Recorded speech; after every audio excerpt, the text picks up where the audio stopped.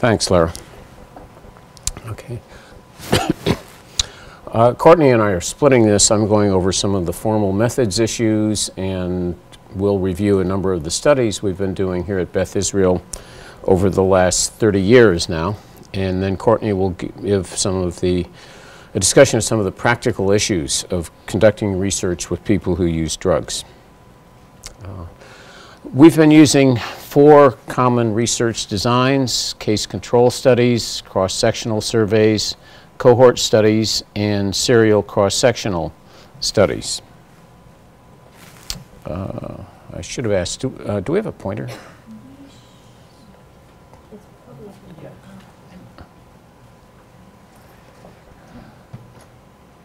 Yeah.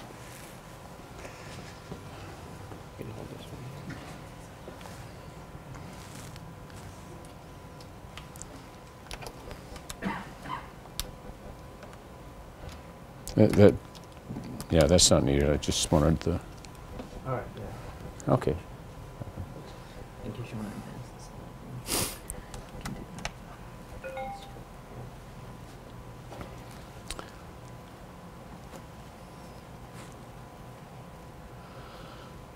this. Okay. Basically, in case control studies, you select cases, people who have a specific characteristic of great interest. You select controls, people who are similar to the cases but do not have the characteristic of interest. Case control studies tend to be highly efficient in cost and time. You can do them fairly quickly and at low cost. The big issues come in selecting the matching or similarity factors. You want to match the cases and controls on some factors, but not on others. You clearly do not want to match on the potential cause of the disease that you're interested in, but you don't want to, you also don't want to match on characteristics that have nothing to do with the cause of the disease. So the intellectual or scientific challenge is to select these factors for matching. And then, you always have to be ready for some surprises. The first case control study we did was in 1984 with a study of antibody to lymphadenopathy-associated virus. That's now called HIV, but in '84 it was called either lymphadenopathy-associated virus if you were working with the Pasteur Institute, or it was called HTL3 if you were working with the National Institutes of Health. When we did this study, we found that we looked at people with AIDS as cases and then injecting drug users without AIDS as our controls. We found that 80% of the cases were positive to anti-LAV and 50% of the controls were positive. Now, normally this is not what you expect. We were expecting 100% and 0%. It still was accepted as evidence that LAV or HIV was the cause of AIDS. But there is a complex causal pathway in this causation. First, there's a long latency period prior to developing AIDS in which you were infected with HIV. And this was really the big surprise of the study. Nobody was expecting that 50% of asymptomatic injecting drug users were going to be infected with HIV. Then, as people move past the first diagnosis of AIDS towards death, they tend to lose antibody. So that's why about 20% of our cases did not have antibody to LAV. So that with further research, we were able to explain these somewhat unexpected findings. And of course, the big finding was that half of the injecting drug users who were asymptomatic for AIDS were actually infected with the virus. terms of cross-sectional studies, in 78 to 81, we did a study of anti-HIV among drug users seen at the detoxification program. These were based on stored blood, as nobody had any idea of HIV at the time.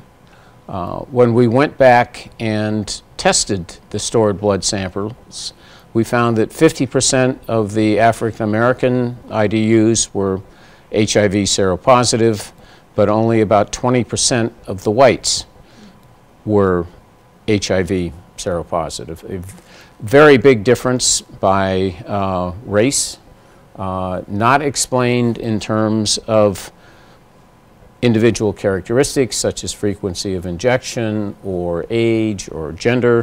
When we did all of the appropriate statistical controls on those, the difference was still there. We have followed up on that one study with now about 150 studies comparing ethnic minority to ethnic majority injecting drug users. This is a forest plot of all of the results for these 150 some comparisons. This is in terms of the odds ratio. For an odds ratio greater than 1 indicates that the minority group had a higher HIV prevalence than the majority group, and the solid line represents an odds ratio of 1. No difference. The actual mean across these 150 studies throughout the world was an odds ratio of close to 2. So that our initial finding that ethnic majority drug users were more likely to be HIV positive than ethnic majority drug users is also found throughout the world. These include studies from not only the US, but Canada, China, Southeast Asia, Western Europe, Eastern Europe, and Central Asia. And there's a clear pattern, although there's also great variation, with some studies showing, a few studies showing that ethnic majority drug users have higher HIV prevalence, but clearly the overall tendency is that if you're an ethnic minority person, you're more likely to be HIV positive. This is from that same study. It's a distribution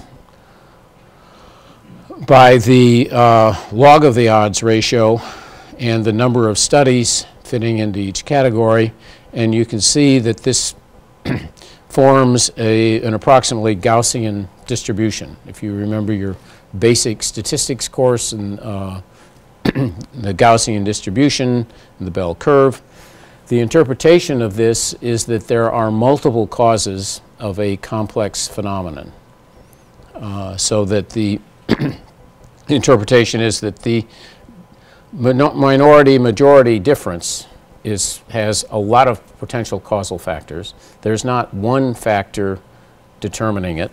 There's clearly great variation in the log of the odds ratios.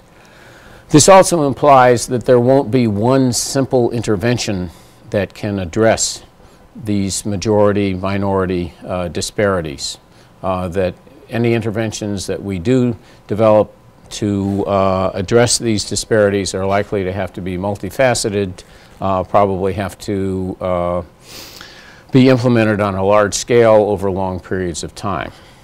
So unfortunately, this type of analysis is somewhat pessimistic in terms of finding a simple way to address these disparities in HIV infection. Also, given the great variation, you would have to tailor your interventions to the specific local conditions. This is the distribution for the studies in the US. Also follows an approximate Gaussian distribution, but with a higher mean. The mean, this is log odds ratios, the mean for the odds ratio in the US was about 2.8. So that the disparities were particularly great in the US. However, they were also particularly great in China, where the mean odds ratio was about 2.9. And so trying to figure out what are the similarities between ethnic differences in the US and in China is an interesting problem. We've also done a number of cohort studies. This is where you follow individual subjects over time. You estimate rates of events of interest. The major issues are obtaining a representative sample to start with, and then retaining a representative sample over time. People who use drugs are possibly among the most difficult to follow over time. Many of them are homeless. Many of them live rather episodic lifestyles. Their drug use is not constant. It varies over time. Finding them over time becomes a real challenge. And you're always worried that your loss to follow-up is not going to be random, but rather will be related to the subject of your study. If people who use more drugs are harder to follow, then your ability to retain a representative sample becomes very challenging. We did a study back in '85, '87 of injecting drug users from the detox and methadone programs. We were particularly interested in the incidence or the new cases of HIV infection, and we found a rate of about 7 per 100 person years at risk. So a not horribly high incidence rate, but a very substantial incidence rate. That has since come down.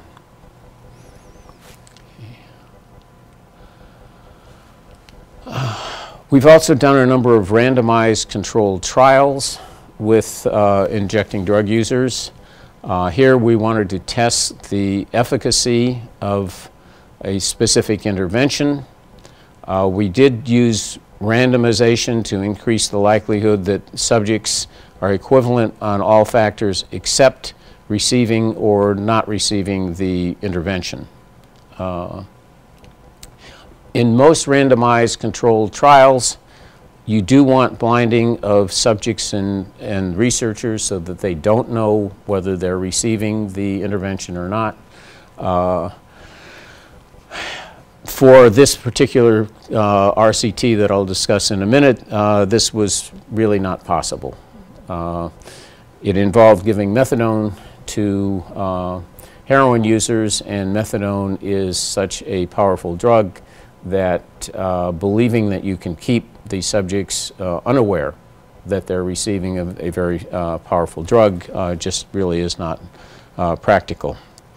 One important point is that the randomized controlled trial will give you data on the efficacy but not the effectiveness of the intervention. You're doing something in a very artificial manner. You don't know whether you'll get the same effects if you go out into a more practical, real-world setting. The particular randomized controlled trial that I'll give a little information about was an interim methadone maintenance study. We took people on the waiting list for the methadone program, randomly assigned to either remaining on the waiting list or receiving a daily methadone dose without any regular counseling.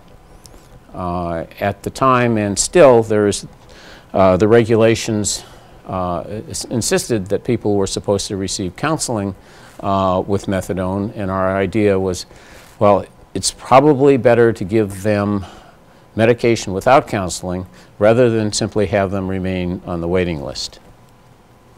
We did urinalyses for heroin and cocaine every 2 weeks for a 2-month follow-up. We were able to retain excuse me, close to 100% of the subjects in both the experimental and the control group because they were very anxious in the control group to get on methadone, and in the experimental group they were receiving methadone every day.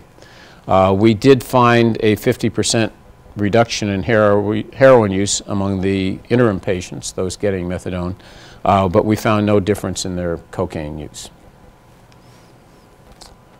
Okay. Now, I'd like to spend a little time talking about serial cross-sectional surveys. This is basically doing a cross-sectional study on a regular basis. Here we do essentially annual cross-sectional surveys of people entering our detoxification program. These are particularly useful for studying changes in the population rather than changes in individuals. You're not following the individuals over time, rather you're taking a cross-section from the population, and our population is essentially people entering the detoxification program. You do need constant methods. In particular, we need the detoxification program to keep its entrance admission requirements the same, and we use the same method of selecting people for participation in the study. There are issues in attributing causation in these serial cross-sectional studies. You do see change, but trying to figure out what is causing that change can be challenging. They are moderately expensive. You have to set them up, you have to keep them running, and you don't really know what's going to change in the population over time. Okay.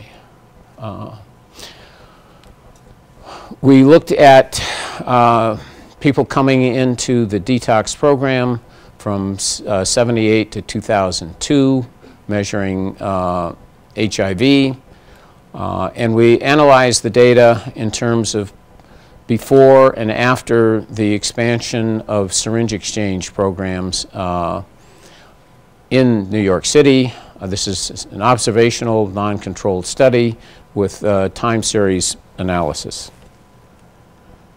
Okay, this is a reconstruction of HIV among injecting drug users in New York.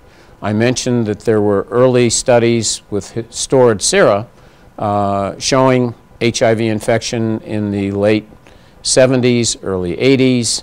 Then we started collecting serum in 84, and basically prevalence leveled out at between 50 and 60% in the mid-1980s.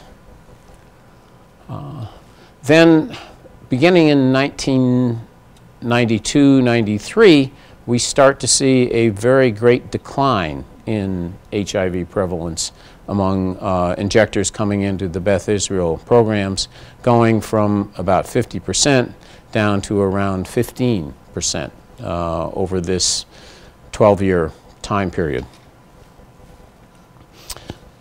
We found that this prevalence declined in both people who'd been injecting for a long period of time and people who'd been injecting for a relatively short period of time.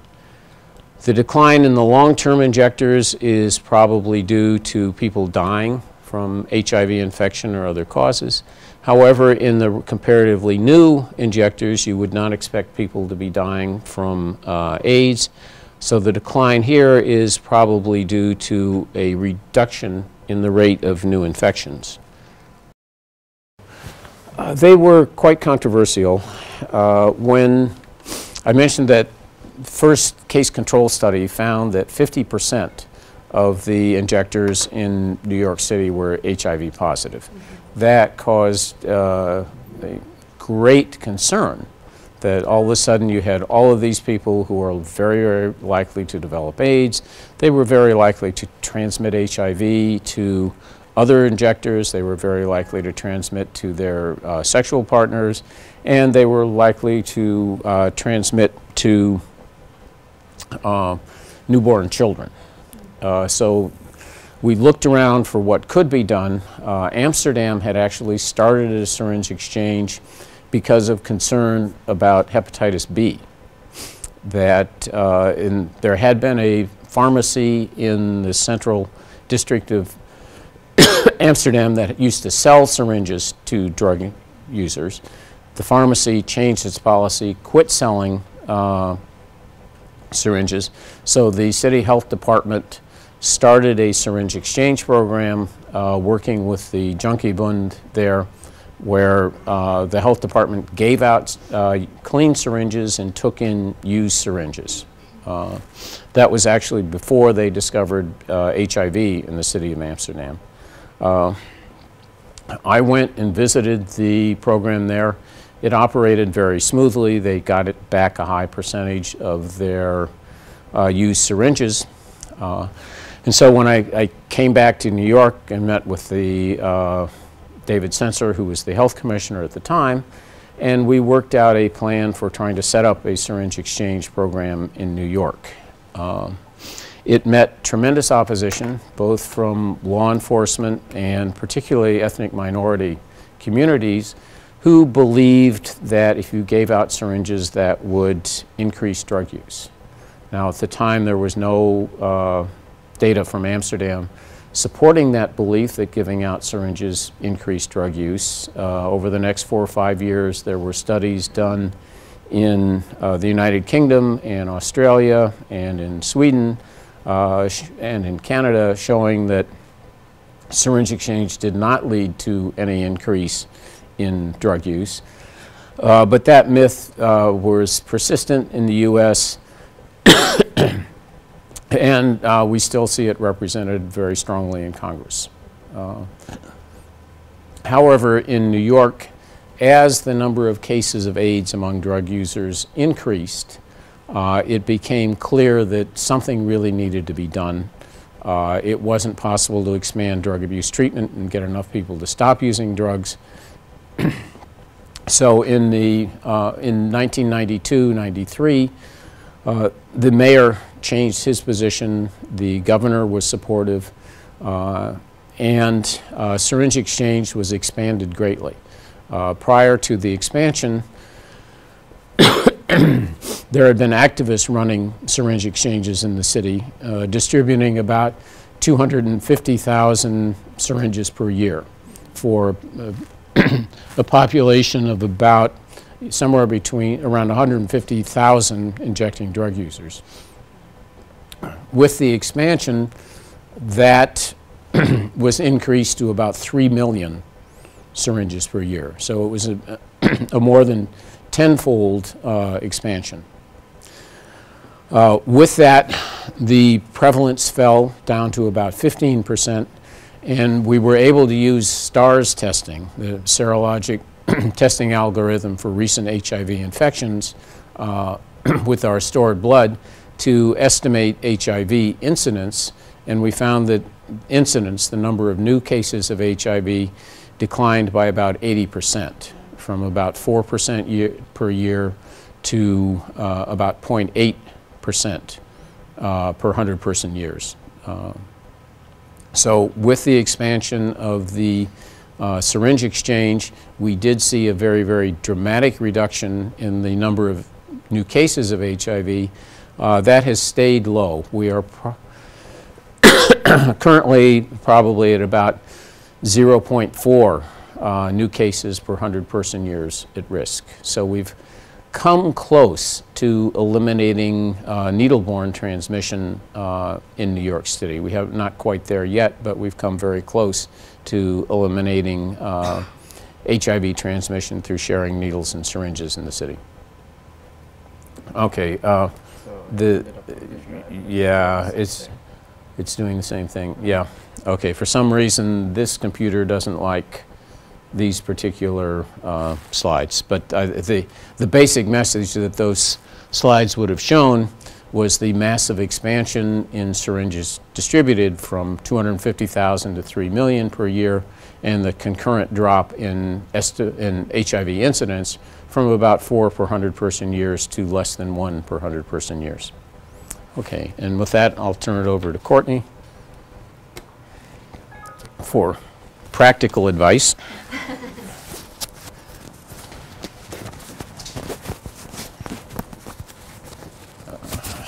Okay, yeah, I can't see it. So. There. Do you got my other one? No. Okay. So I don't know where you want to put this. In your pocket or in your waist.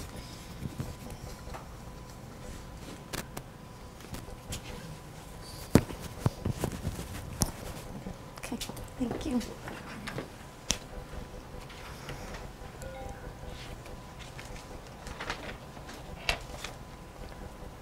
This is the pointer. Yeah, Okay. this is the pointer at the top, and then to advance and go back. Oh, okay, okay. Hello. Thank you so much, Laura, for inviting us. I really appreciate talking about this. I haven't talked about ethical and practical issues in a while, and I've been doing this work for a long time, and it's certainly something that I think about a lot. So as way of background, I think Don gave a pretty good overview of what we do, but just to give you a sense, generally speaking, our research really is focused on the intersection of drug use and public health. Specifically, outcomes that we look at are HIV, hepatitis C, and more recently, herpes simplex virus 2. Our research includes work that we do with individuals, as Don talked a little bit about. Our risk factor study is a cross-sectional study in the detox program here and the methadone maintenance program at Beth Israel, where we're interviewing people daily, Monday through Friday, about their behavior and looking at those associations as it relates to HIV and hepatitis C.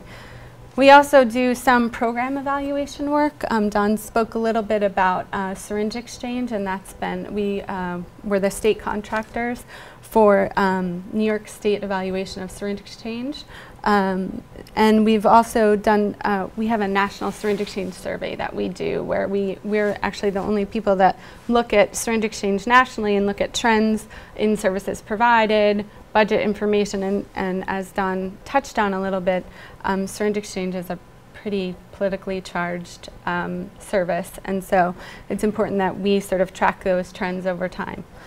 And finally, we've done some public policy work with relation to research. There in 2002, New York State passed the expanded syringe access program, which allowed for the over-the-counter sale of syringes in pharmacies. And we were part of the evaluation team to look at the effect of pharmacy access on changes in HIV prevalence and access in general and risk behavior. And we just received a grant from the Robert Wood Johnson Foundation looking at the investigation. We're investigating the associations between state syringe access laws and the United States and HIV prevalence. So our work takes a sort of harm reduction framework. I don't know if people are aware of what harm reduction is, but it's a philosophy that recognizes drug use is complex and encompasses a continuum of behaviors from severe abuse to total abstinence. In a service setting, harm reduction really seeks to mitigate negative consequences of drug use, incorporating a spectrum of strategies from safer use, managed use, to abstinence. As it relates to research, we use this framework to really look at drug and sexual risk behaviors on a continuum, and we investigate how increasing or decreasing risk really affects outcomes such as HIV and hepatitis C prevalence. So, for instance, if a person, we've investigated hepatitis C a fair amount, and hepatitis C is different from HIV in that sharing drug equipment as opposed to just syringes can really affect hepatitis C outcomes. And so, for instance, if a person shares cotton and water, how does that affect their risk for hepatitis C? And so there are degrees of risk. And more recently, Don has been investigating the impact of injection drug users transitioning from injection drug use to non-injection drug use. So people that are injecting their drugs that then choose to start sniffing or smoking their drugs. And how does that change affect risk? Don gave a good overview of a lot of the quantitative research we do. We also do some qualitative research, so I wanted to discuss that a little bit. In the past, and even within the last couple of years, we've done focus groups with drug users on a variety of topics. More recently, we've done some work with drug users looking at access to care around hepatitis C and HIV. That was specifically looking at racial and ethnic minority drug users and what their access to care issues may be. We've also done key informant interviews with drug treatment providers and politicians, and that was around some syringe access stuff. Our quantitative research that Don went over allows us to really investigate trends more easily. We can recruit more people, we can analyze larger data sets, and we've done that with both drug users and syringe exchange program directors. And in terms of choosing a methodology, we're really, if we're interested in investigating what the contextual aspects are of, a particular behavior or whatever, qualitative research really is perfectly suited for that. So for instance, as I spoke about, looking at people transitioning from injection drug use to non-injection drug use, it's important that you understand the context and why those behaviors happen, and qualitative research really lends itself to investigating that.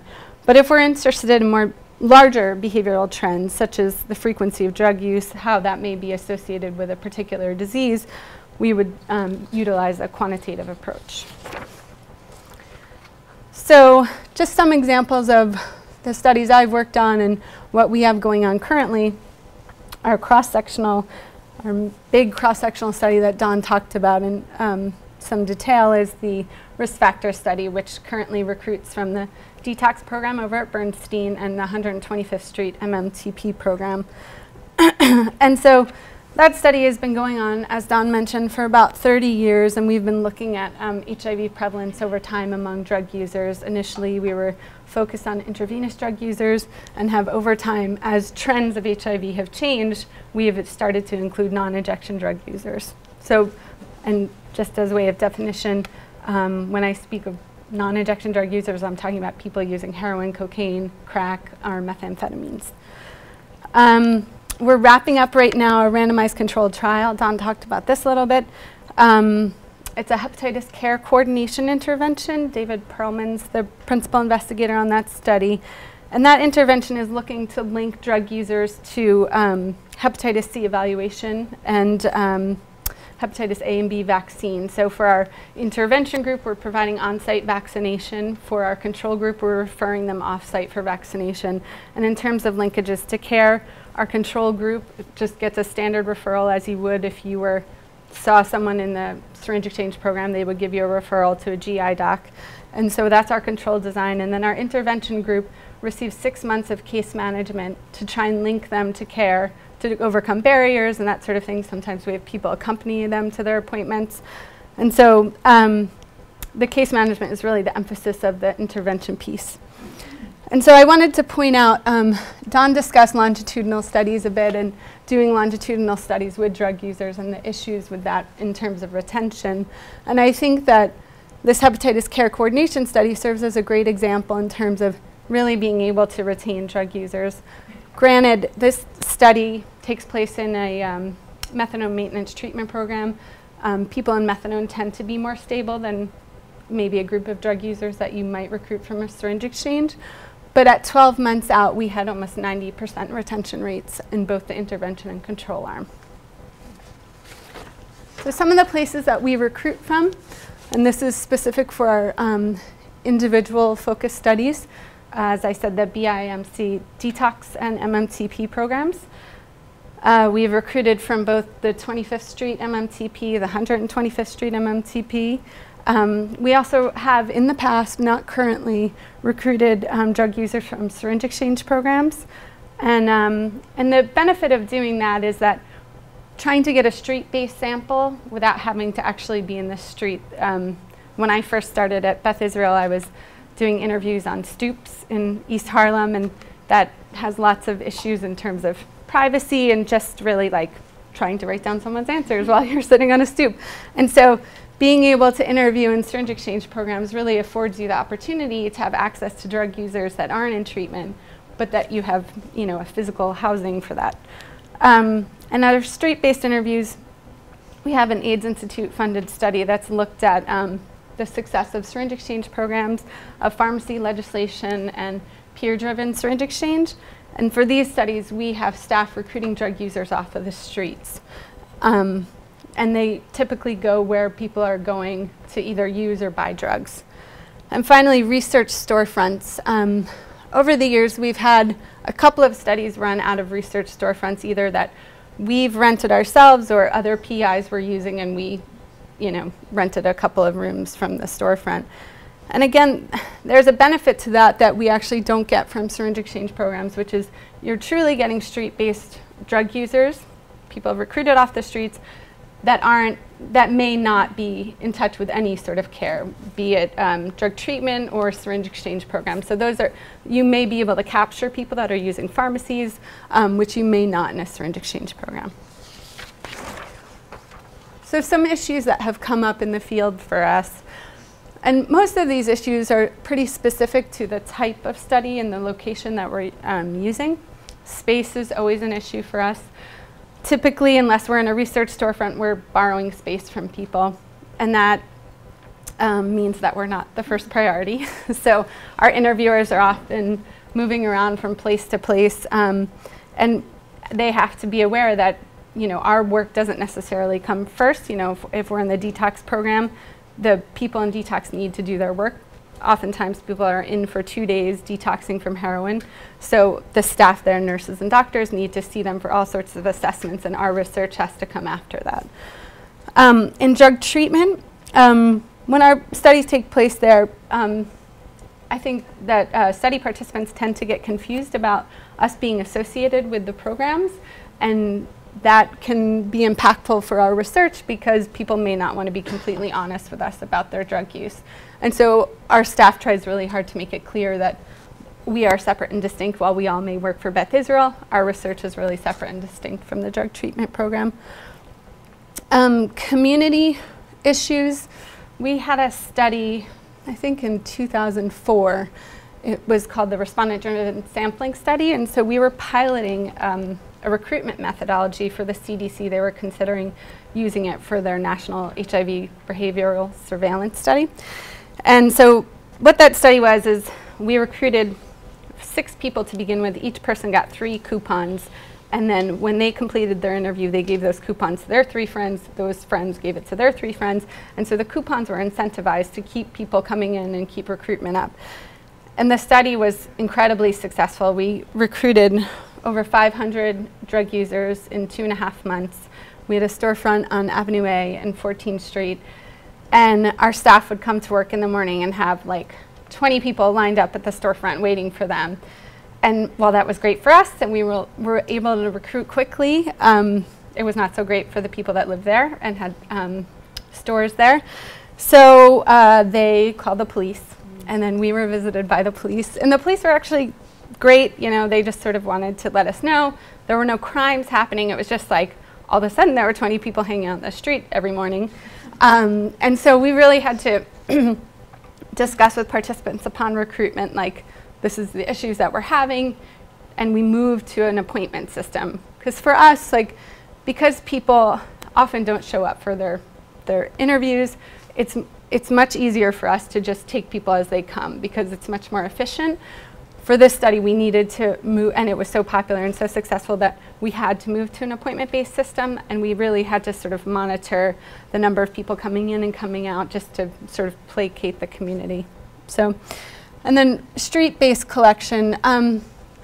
We don't have many studies that utilize street-based collection, but what we try to do is have our study members go out in pairs. Typically we use laptops. We don't use laptops when we have people out on the street. They use paper and pencil, and then we have to enter that data after. So we try and, we've never really had issues with street-based interviews, but we try and mitigate that by being savvy and smart. And finally, study participants under the influence.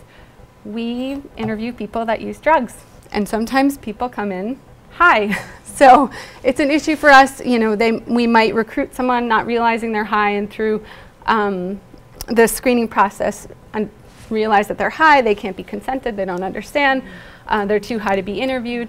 And so for those instances, we really just need to say, you need to go home, take care of yourself, come back. when you're ready to do this, because we can't do it at that time. And usually people don't get angry with us. So I think this is sort of the heart of my talk, I think. I think as researchers working with people who use drugs, we have some ethical responsibilities that need to be addressed. I think training is incredibly critical for our staff. They're interacting with study participants, and staff need to be professional and courteous and understand that there's serious stigma and marginalization among drug users, and that can affect their impression of research. We recently did some focus groups, which I mentioned briefly, and structured interviews with drug users in the 125th Street methadone clinics. And some of the issues, so we went there to talk to them about access to care around HIV and hepatitis C. And some of the issues that emerged right away were issues around stigma and discrimination. And that what came out of that in both our structured interviews and our qualitative interviews was that drug use was the biggest form of discrimination that people experience, even among racial and ethnic minorities. So our staff really need to be aware of how impactful discrimination based on drug use is, and be able to provide a setting in which people feel like they can share their information and be honest and not be judged for that. Also, our consent forms. I think this is a big issue in terms of people understanding what they're consenting to. Typically, we're just asking people about their behavior and testing them for HIV and hepatitis C, sometimes HSV too. But we need to be able to be explicit in terms of what our goals are of the research and what we plan to do with that information in the future. So we try to make our consent forms concise, but also comprehensive.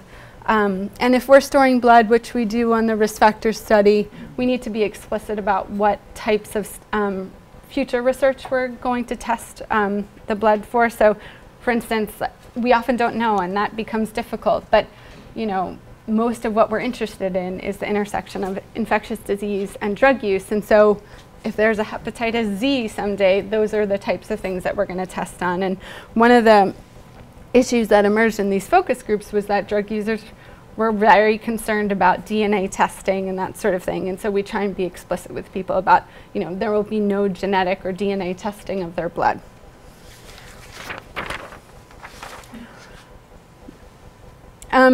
Another issue, and I mentioned this a little bit, was that this sort of overlap of research and service delivery. So when we're recruiting out of a drug treatment program, we need to make it clear to people, and even a syringe exchange, that if they decide not to be a part of our study, that doing that will not affect the services that they receive. And so I think that's an important point, because we don't want people to feel pressured to be a part of our research. We need to underscore that all the information we collect is confidential.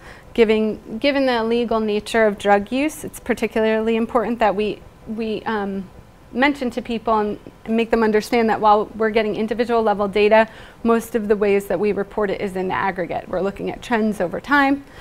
And finally, we try to explicitly acknowledge the intrusiveness of the questions that we ask. We have very long surveys that ask all sorts of risk behavior questions about sex and drugs and da-da-da. And so we need to acknowledge that to people, and we need to sort of let people know that they can be honest, but we also need to make sure that we have proper support, because we're talking to people about lots of sensitive issues. Some of our studies, we touch on sexual abuse, and so we need to be able to have proper support in place, and this is very helpful being in drug treatment programs in case issues come up for people as these questions are addressed. And finally, training of staff is very important. They need to be able to be respectful and courteous and professional at the end of the day. So we try to provide ongoing training and booster trainings for our staff, including HIV counseling and testing, hepatitis C counseling and testing, co-infection, issues of stigma, that sort of thing. And even though our primary purpose is to do research, we're also providing a service. Some people come in and have never been tested for hepatitis C or HIV, and that's not usually the case, but sometimes it is. And so we need to do our due diligence and make sure that people get their follow-up appointment for their results, and also get proper referrals to medical care. And finally, we need to communicate our findings to the scholarly community, which I think Don's very good at. He's a great publisher. But we also need to do that for drug users. And we try to submit abstracts and present at harm reduction conferences where drug users are often in attendance, so that drug users can understand the impact of the research that we're doing and understand what the outcomes are, since it relates to their lives. So in conclusion, research with marginalized groups, such as drug users, needs to be thoughtful in its conception and ethical in its application. Staff need proper training in order to conduct good research, as well as provide necessary follow-through. And finally, drug users need not be viewed as one-dimensional. They're more than just their drug use. Thank you very much.